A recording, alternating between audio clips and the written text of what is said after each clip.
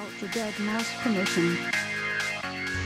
Now the last component of my video, as I promised, is the tips and tricks on how to shop in there. So I thought about it and I actually came up with 4.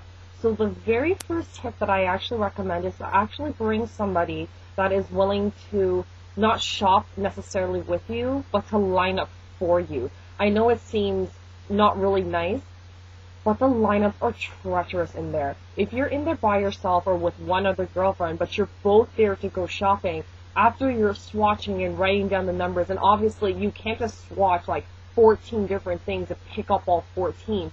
You'll go back and try to eliminate some, and then by the time that you're willing to go line up, the lineups are just so long.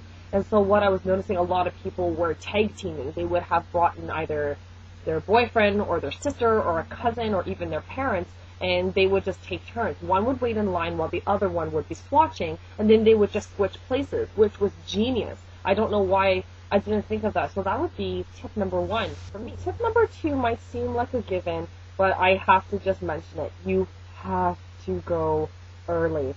Like I was saying, I was there on the very first day, 2.5 hours early, and there was still a lineup. And I actually saw, the really, really hardcore ones that are dedicated to these warehouses. They had barbecue chairs, they had blankets, and they had coolers. Some of them you would saw, some friends were waiting in the line, and then some other friends would join them, and they brought, Tim Hortons, McDonald's, and Starbucks. It is like a camping trip. And it is kind of a given, but it's an important tip that you guys have to remember. Try to get there as soon as you can, because the lineup just multiplies by the second. My friend and I just couldn't believe it. 5 minutes would pass, the lineup doubled. Another 5 minutes went by, it tripled. And what happens is, even though if you have tickets for the second or third day, products disappear. Things get sold out right while you're in the lineup. So if you can, the very first day, as early as possible, so you can eliminate your chances of being disappointed. So tip number 3 is to make sure that when you're seeing at the stations the people that are writing down your numbers on the bags, just double check and make sure that the right numbers are actually written down there, and that when you are actually getting cashed out, make sure they're saying the right numbers. They're human, they're prone to make mistakes just like anybody else.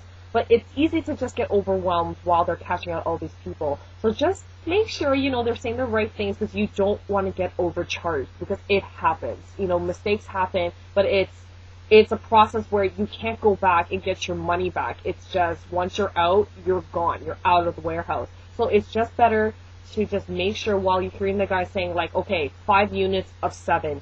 3 units of 12. Just make sure it's accurate, and so when you're walking out, you know that you didn't get overcharged for anything. So tip number 4 by far has to be the most important tip I have to give you guys, and this is a tip that I developed after I walked out. Go figure, but at least I'll be prepared next time, and so will you guys.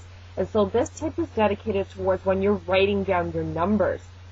I'm telling you right now, because of the lineups, and again, because of the hecticness, I think, not only are the customers getting overwhelmed, but so are the workers that are picking out the products that you have selected.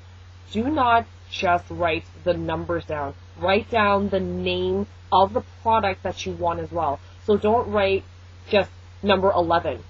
Because when you get your bundle, you have to double check in the plastic bag that you got the right things, because my girlfriend ended up getting around 10 different lip products, and 3 of them were wrong.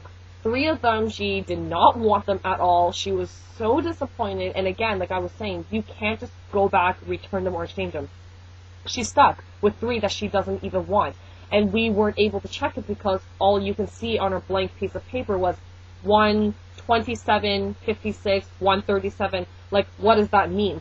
And so what I realized was, when I did my blushes, I wrote 1, Fancy Ray, 3, Instant Chic. So when I was able to go back and check it, when I saw the items, I had the names to match the products that were inside. So when you are able to double check, it's just so much easier. So I am just asking you guys, so that you don't have a stressful experience like my friend and I did, write down the names as well, so it's easier for you guys to double check. Once you do receive your products from the station, to take a look inside and make sure that the right products were actually placed in your bag, and that instead of going back to the table with all the numbers, the names are there. So it just cuts your time in half.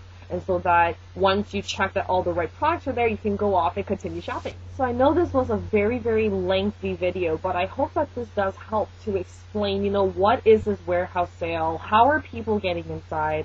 Examples of stuff that you can get inside, and just my little helpful tricks when you guys are able to go inside. So if there's any further questions that you guys wanted to ask, please just write me a comment and I'll get back to you. But for the most part, this was my second experience at the warehouse sale. And for the most part, of course, it's very, very worth it. It is a lot of fun. It's very, very chaotic. But if you have an opportunity to go, you should definitely, definitely go. It's a lot of fun, lots of great items, and it's a great opportunity for you guys to try things at a really, really good discounted price. So again, I hope you guys enjoyed this video, and I will see you guys later. See you later.